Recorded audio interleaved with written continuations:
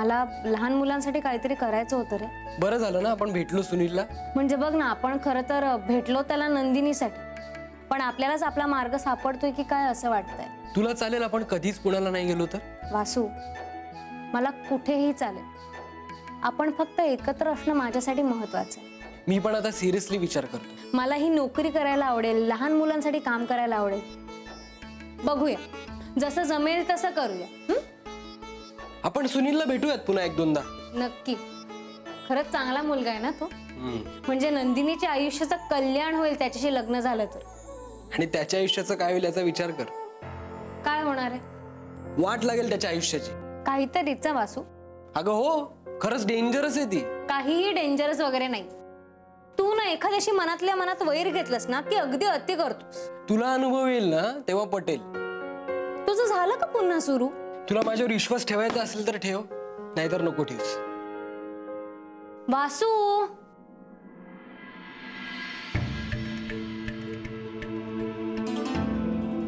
काय हो, काय करायचं आता? तोच विचार करतोय मी. नाही पण असं कसं होईल? म्हणजे सगळे लोक ज्याच्याबद्दल इतकं चांगलं बोलतायत, तो मुलगा असा कसा असेल?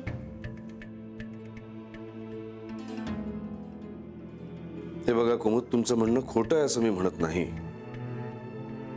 पण इतर लोकांनी तेच सांगितलं असतं जे तुम्ही सांगताय ते, तर आपलं काम सोपं झालं असतं ना. आपण सरळ नाही म्हणून मोकळे झालो असतो.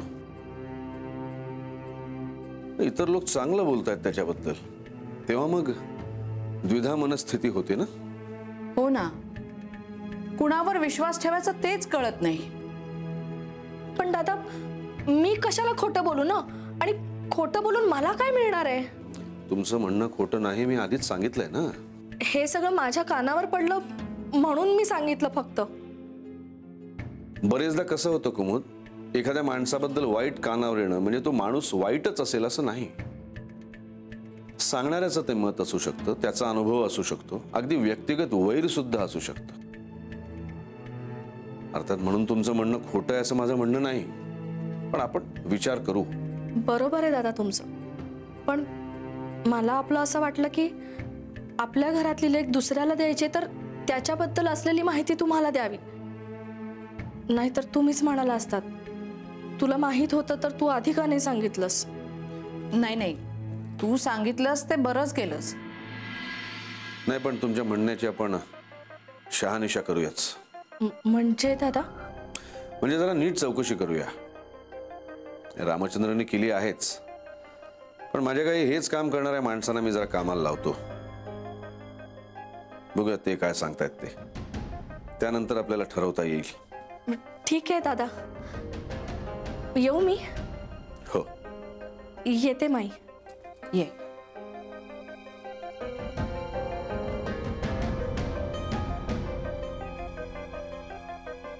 हे काय आहे हो आता?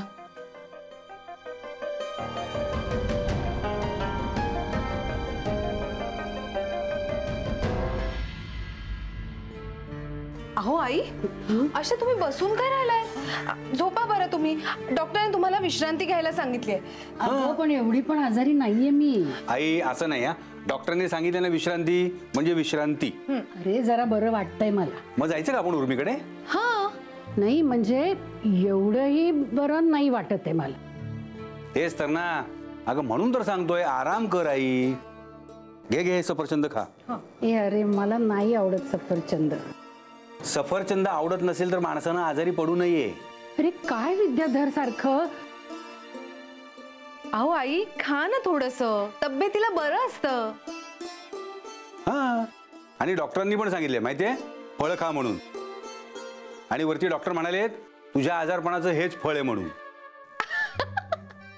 हे एवढे घाणेरडे विनोद करून अजून आजारी पाडशील मला. आई खा ना थोडस. हे नको ग मला, प्लीज प्लीज नको. अगं बरोबर, डॉक्टरांचा फोन आला होता. काय फळ खा म्हणून? आई अगं तो त्यांचा भाचा आहे ना सुनील. हा हा, तो परत गेला मला वाटतं ना. हो, उर्मीच्या घराजवळच घर आहे त्याचं. वासू आणि उर्मी येऊन गेले म्हणे त्याच्याकडे. अय्या हो, ते वासूच्या कुठल्या तरी नातेवाईकाच्या मुलीशी त्याच्या लग्नाचं बोलणं चाललंय म्हणे. अरे वा, म्हणजे आता आपण डॉक्टरांशी नात्याने जोडले जाणार. हो, आणि अगं भेटला होता तो मुलगा मला त्यांच्या क्लिनिक मध्ये 1-2दा. गोड आहे, अगदी गुड बॉय आहे. चला, म्हणजे उर्मी चांगली ऍक्टिव्ह झालेली दिसते बरं का तिकडे. हो, अरे मग चांगलंच आहे की. म्हणजे आपली मुलगी सुखात आहे तिकडे. हो, हेच ना मला जरा तिकडे जाऊन स्वतःच्या डोळ्यांनी पाहायचंय. हो आई, मलाही अगदी असंच वाटतंय. आली का तुमची गाडी पुन्हा मूळ पदावर? अगं आई, मूळ पदावर काय? अगं तुझी तब्येत सुधारली की आपला तिकडे जायचा कार्यक्रम हा ठरलेला आहेच आहे. हा हो हो, बरं घे तुझ्या आजारपणाचं हे काळं पडत चाललेलं फळ खा. विद्याधर. आई घ्या ना थोडस. सीमा प्लीज. तुम्ही पण ना आई हट्टी आहात. खा.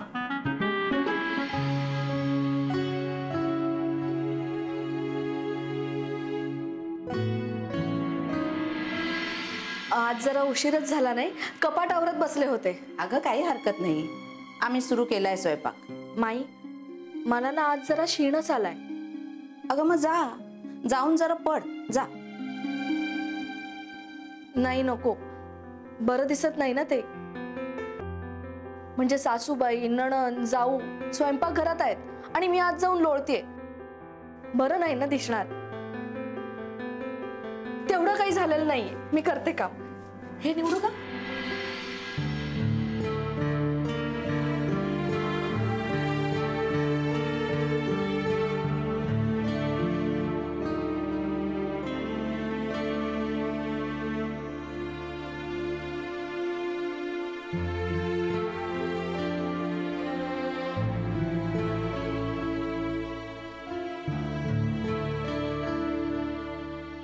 माई, दादा काही बोलले का हो? कशाबद्दल? हेच नंदिनीच्या स्थळाबद्दल. काय बोलणार? हेच हो की नाही ते आता इतक्यात कसं ठरेल? हे माहिती काढतील ना. अगं बाई, खरंच? म्हणजे काय, माहिती तर काढावीच लागणार ना. अहो माई, पण मी खोटं नाही बोलले. तू कशाला खोटं बोलशील? ज्यांनी तो मुलगा चांगला आहे असं सांगितलंय ते खोटं बोलत असणार ना. मग नीट चौकशी नको करायला? म्हणजे अजून निर्णय झाला नाहीये का? कसा होईल? मी काय म्हणते कुमुद, ते बटाटे व्यवस्थित कापलेत ना? हो.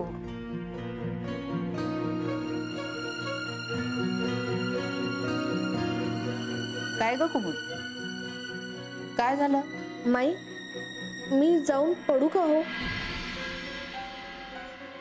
मला ना खरंच कसं तरी होत आहे. बघ, मी मगाशीच म्हणत होते तुला, जा. चालेल ना ग उर्मी? जाऊ ना वंस? हो, पण फक्त आरामच कर. म्हणजे आणखी काही काम काढू नको. नाही, नाही करणार. येते मी.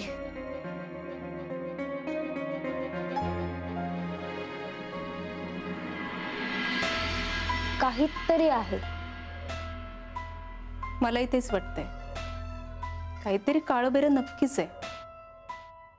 कुमुद तशी नाहीये खरं म्हणजे, आणि तिचा काय फायदा आहे सगळं करून? तेच शोधावं लागणार.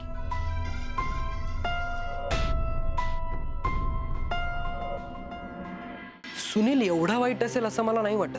आता आपल्याला आपलं बोलणं पुराव्यांनीशी समोर ठेवावं लागेल, कारण त्याशिवाय ते ग्राह्य धरण्याच्या लायकीचं होणारच नाहीये. मलाही तेच वाटतंय. मग माझी साथ दे, कारण आता या सगळ्याच्या मुळाशी गेल्याशिवाय मी काही स्वस्थ बसणार नाही.